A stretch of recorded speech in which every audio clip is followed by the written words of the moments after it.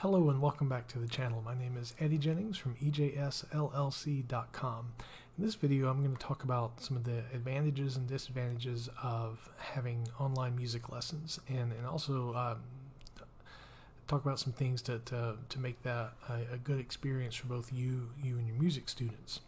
Before I dive in, I want to remind you, if you enjoy the content of the video, make sure you click like and also subscribe to the channel and ring the bell when you do so you can be aware of when new content comes available. So with COVID-19, there are some pretty grave challenges that are facing teachers in particular, and on top of that, music teachers, and then on top of that, music teachers that rely on giving private lessons as their primary means of income. And the challenge is the fact that right now we're needing to do the social distancing routine and quarantine and all that kind of stuff to prevent infecting others with the virus and try to prevent becoming infected ourselves. So a lot of folks are turning to using methods of teaching lessons online, and one question that might come up is this going to be a good experience for your students? And I'll be the first to say, in my opinion, doing lessons over audio or video conference is not a 100% substitute for being face-to-face with your student, being near them, watching their technique, being able to model as needed, or sometimes actually like place their hands in the right position to be able to do things. But I think doing lessons via video conference in particular is significantly better than not having any music instruction at all.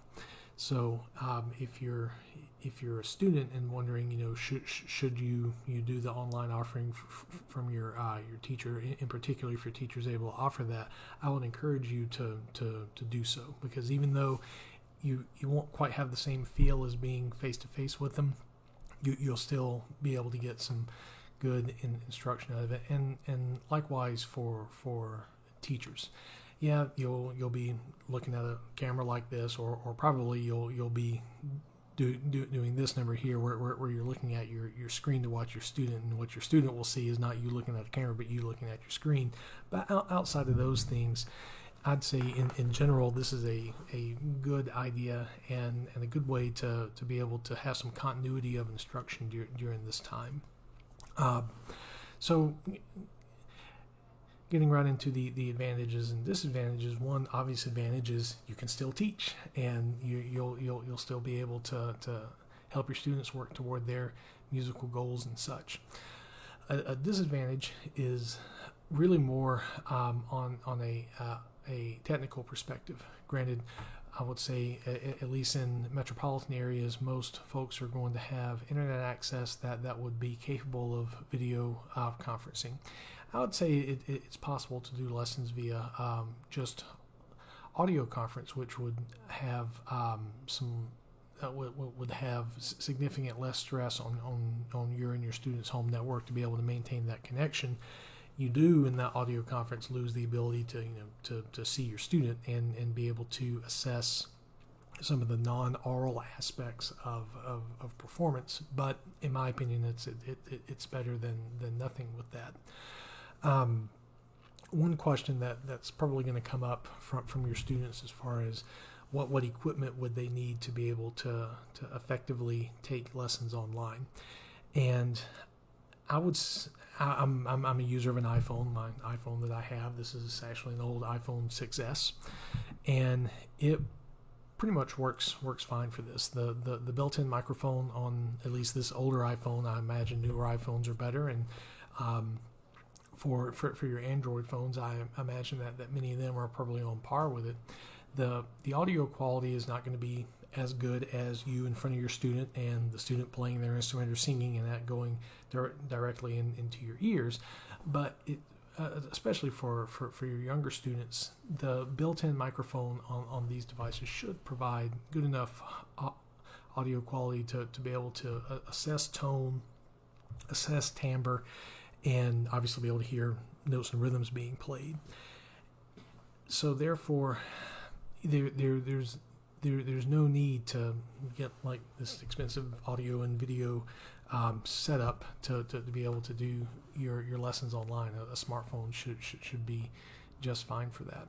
Or in the case of if you don't have the smartphone available and your computer has like a webcam, the built-in microphones on some of the nicer webcams will probably work well for you.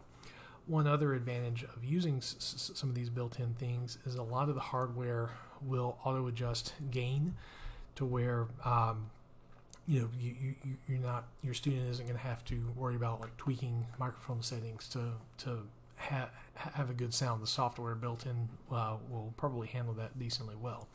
That being said, I had one experience with Zoom conferencing, which I'm not 100% sure why this occurred, so I'm not considering it a critique of Zoom, and my voice probably sounds a bit scratchy now. We're in the pollinating in Georgia, so I'm doing the best I can with allergies. But I have been able to replicate it. But what I found was one time when my students started playing, like the microphone was auto adjusting to where it was trying to make the volume of the saxophone be the same as the volume of spoken voice, and that was having some issues. I don't think that's necessarily a problem with Zoom, and again, I haven't been able to replicate the problem, but I would say more often than not, that using the built-in microphone on a lot of these things will be fine. Now, if you have external microphones and have the ability to control gain and all that kind of stuff, great. But if the student has to choose between using just what they have, their smartphone, built-in microphone, built-in camera, versus not being able to take lessons, allow them to use said smartphone. The other challenge I alluded to is internet connection, and video takes a decent pipe to be able to do. I would say most broadband connections would be able to handle it. If you're finding that you and your students are struggling with the video aspect of a conference, a couple things that you can do to try to mitigate those problems. One is, both for yourself and your student, encourage during the time of lessons to not have other things going on their network. Let's say your student is at home to where they're trying to do their video conference, everything is going over a wireless network, and you have 3 or 4 other devices streaming video and all that kind of stuff. You would probably want to encourage them to not have other things happening on their network, so most of that bandwidth can go toward video. On the other hand, one thing to consider is unless you're trying to assess finger technique and embouchure and such, audio would probably work decently well. And what I mean by that is if you're in that video conference and video's having an issue, sometimes what will happen is the audio traffic will be prioritized, and so that way you'll still be able to hear what's going on even though the video might not be in real time. Obviously that's not ideal, but it will at least give you an opportunity to assess what you're hearing with your student and be able to give feedback with that. A couple other things to consider is when you're advising your student on how to set up. And again, one of the advantages of using something like a smartphone is, let's say that you have a beginner student and what they're working on is just fundamental production of tone quality and good embouchure and such. Having that smartphone on the stand that they would have their music on, albeit is not going to give you a chance probably to see their hands and such, but that'll be kind of a close-up of their embouchure. And so, that makes life a bit easier when you're trying to assess that. You can also get little tripods and such. Let me see if I can find. Here we go. Here's one that I use. I think this was about $20 or so. This little tripod that has a clip that you can attach an iPhone to, or any other smartphone that'll fit. You can also wrap these legs around, and hopefully I'm actually showing this on the video, and it'll allow that to grip. But what I found useful for this is if I am trying to get a good image of students' technique And in particular, if they're, if you're a saxophonist like I am, your hands are relatively spread apart.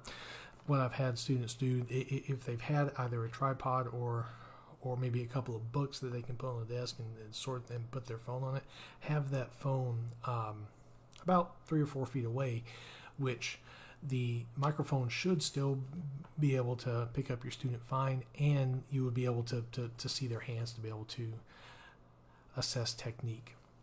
So the question of should you offer your online lessons if you're capable, and then as a student should you take the offering if your teacher is being able to offer that during this period of dealing with COVID-19? Yes, you should, if you can offer it, and if you can take the offer, take it, because you can still get some pretty good music education instruction online, even though it's not 100% replacing face-to-face with a student. In my opinion, it is better than nothing. One other thing that I thought of, and this is a question that'll come up, is, well, what can you use for the conferencing? If your student has an iPhone and you have an iPhone, you have FaceTime that's available. Skype is still around, that is free. I mentioned Zoom. Zoom has a free plan that for one-on-one conferencing will work quite well. If you are technically oriented, there is an open source conferencing software called Jitsi, Jitsi.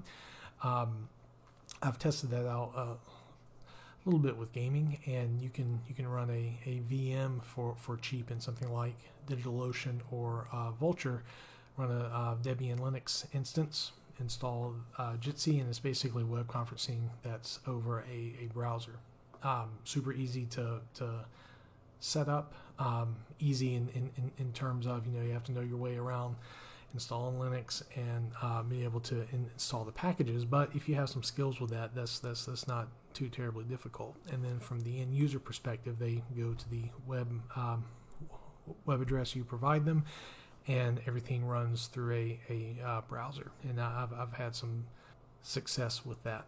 So I'm curious to hear some of your own feedback. If you've had some good times with being able to do online teaching for music, or if you've had some challenges, feel free to comment on the video. The goal is for us to be able to learn from one another and try to provide the best possible experience for our students. So as always, thank you for taking the time to watch. If you enjoyed the video, make sure you click like. Also subscribe to the channel and ring the bell when you do, so you can be aware of when new content comes available, and I'll see you the next time.